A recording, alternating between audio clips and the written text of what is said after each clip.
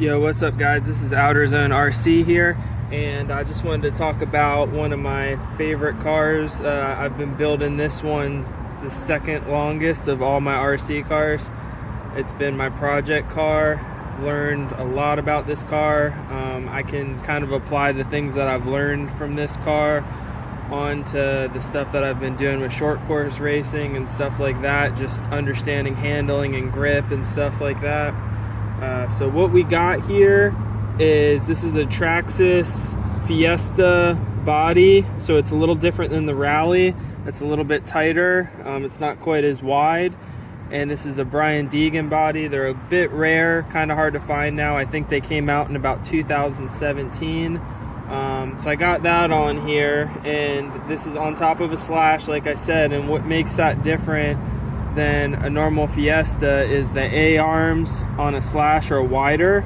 So that's going to go ahead and make this car have a wider stance than just a normal Rally would. So because of that, I'm able to use Techno M6 axles in here.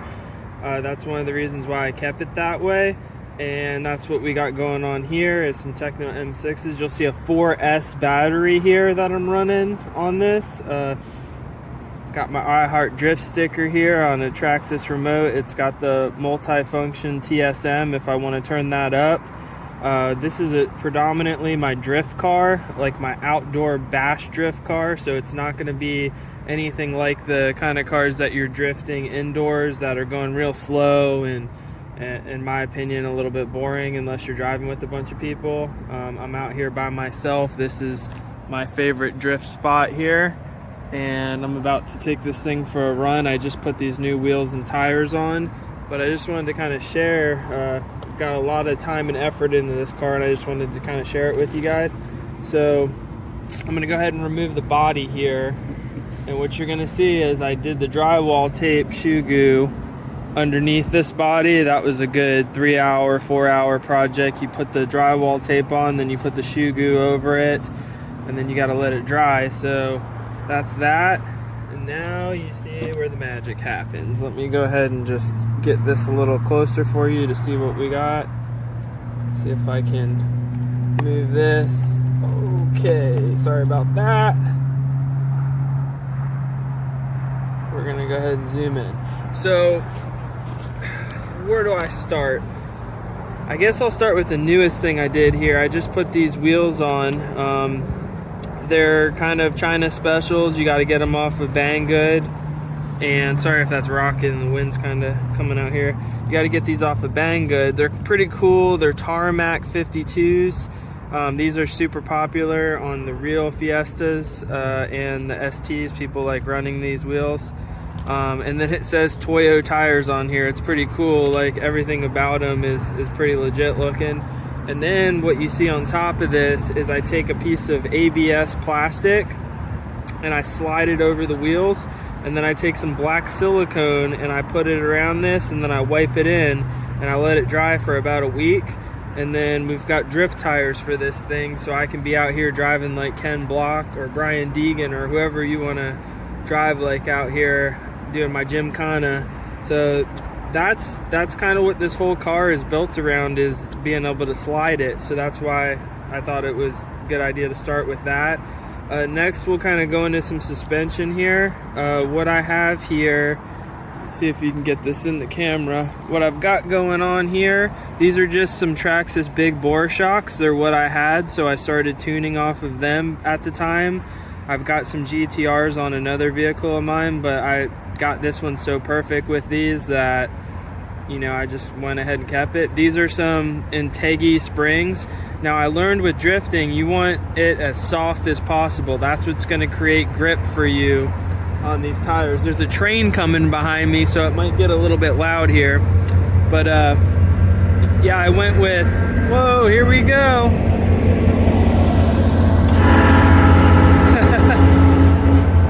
Good timing, huh? Good timing to film a video. I'm gonna go ahead and just keep going with it though. So we got the Integi springs here. I'm running 30 weight oil inside these, and then I've got the metal shock caps. What I've got inside here, we've got see if I can see it. Those are GPM there.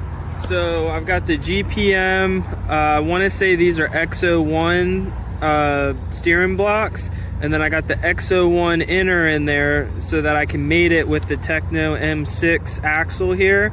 That's what allows me to do that and be able to run those on the Slash.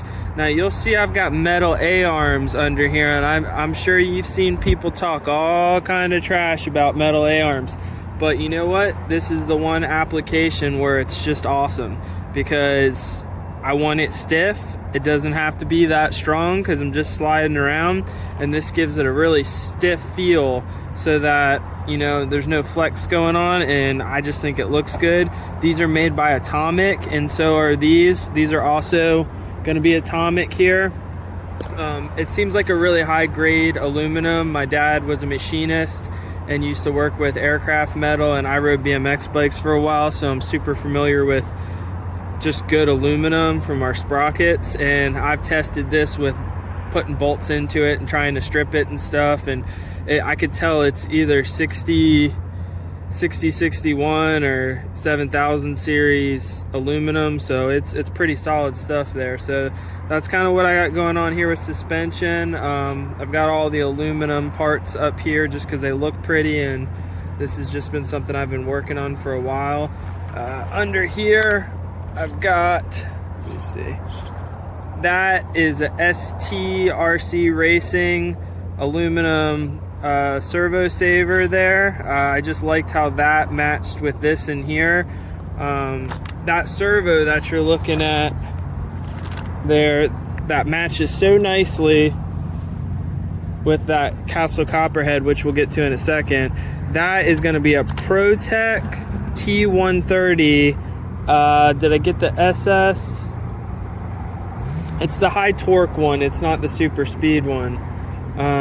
But it's still really fast. It does like 9-second intervals left to right, so that's pretty quick. Over here you're gonna see this is gonna be a Copperhead. This is a Castle Copperhead 3200 kV limited edition censored motor here, and that the reason why I'm pointing out, this needs to be moved, it shook a little bit. This is a censored motor here, and the reason why I'm pointing that out is because when you're doing drifting, especially the way I'm doing it out here, the skill comes in the throttle control. So you want a censored motor. You don't want something that's going to be spiking on you when you're hitting it and, you know, going up and down and, you know, giving it inconsistent power. So getting a censored motor for a drift setup like this is a game changer, 100%. Underneath my ESC, you're going to see an STRC ESC mount that I put down there, and then I went ahead and put some 3M tape on it to keep that together. For my fan, see, the reason I'm trying to get this fan up here, I don't know why it always moves on me no matter what I do. I have this fan up because the fins here match with my servo here. That's what I was trying to show off there. It's a little loose. Well, it's not really loose. I don't know. Maybe I just hit stuff and it moves around. But this is going to be a Yeah Racing, what is this thing called? Wind tunnel? Wind pressurizer. Yep, that's what it's called, a wind pressurizer. It's got a little carbon fiber sticker on there. Everything's looking good in here. I've got a STRC Racing motor mount here, also in polished aluminum, just to keep everything looking pretty. What I'm running for gears in here is I went to 32 pitch, which a normal rally is 48 pitch. So I'm running a 32 pitch. What do I got? I got a hardened Traxxas pinion on there, which is a 15 tooth, and then I'm running a 54 on my spur gear, which I'm running plastic because I want a point that can break if, you know, any dirt or rocks get in there or anything like that. Like I want that thing to shear, the plastic to shear, and I don't want to be worrying about, you know, just breaking my motor spindle going through there because a rock gets in there. So that's why I got that going on. For my diffs, I'm running a stock Slash diff in the front, and I got an XO1 diff in the rear, just because I when I wore it out, everybody said go XO1 because it's stronger. Don't know that I necessarily needed it, but that's a good upgrade. It's definitely beefier. So I went with the XO1 diff in the rear. I believe I'm running 30 weight fluid front and rear for the differential fluid. So I'm trying to give it more of an all-wheel drive feel. But whenever you have a setup like this, your rear wheels are always going to kind of push a little harder. So having 30 weight in the back is probably more like doing like a 100K in the back. And if you could think about it this way, it's probably 50% stronger, even though it's got different fluid or the same fluid in there. The back's always going to push a little harder, but I like it that way because it gives you that drifty feeling when you want to throttle it around. What else do we got going on here? So over here, you can see I got the A-arms going on back here too. What I did is I painted the Techno M6. In here, I painted the Techno M6 blocks, the bearing blocks in there. They're starting to chip a little bit. I got to clean them up.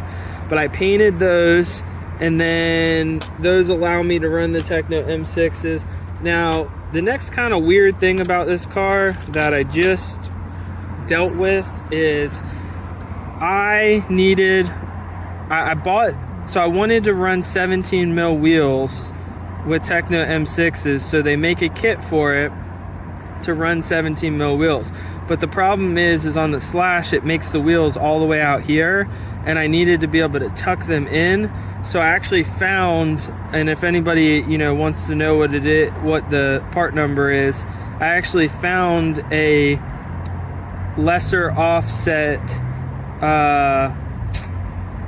adapter that's going to allow my wheels to get sucked in a little bit so I can fit it with this body over here.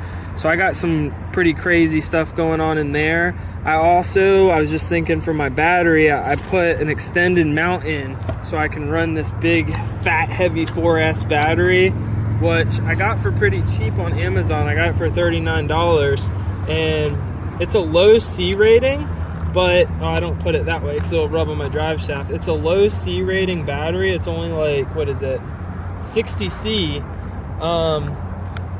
which I don't usually go for stuff that low, but this car doesn't pull a lot. It's not putting a lot of grip down, so it's not pulling a lot of current, and it seems to be working just fine, even though it's a cheaper battery.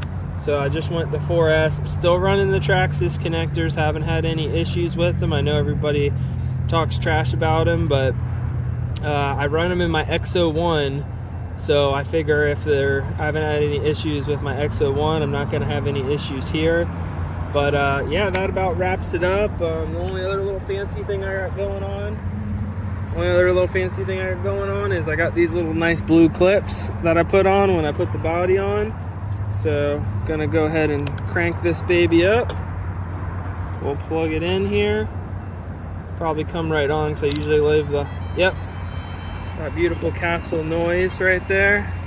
Yeah, I haven't even ran these out here, so I'm gonna try to get some clips for you guys of me running this. The only problem is I gotta break these tires in a little bit because they kind of don't do the best until you really start ripping on them and get them to, what will happen is they'll start taking the shape of the camber adjustments that you have, and that's when it really starts drifting good. And that's typically it starts to happen on about your second battery pack in, and this is my first battery pack in. So I don't know how good whoa, a tire just blew up at a tire shop. That's crazy. Pretty wild. A lot of weird stuff's happening. Anyway, I'm gonna go ahead and take this out and try to get warmed up with it, and then I'll try to get a few clips for the end of this video. But there she is for now.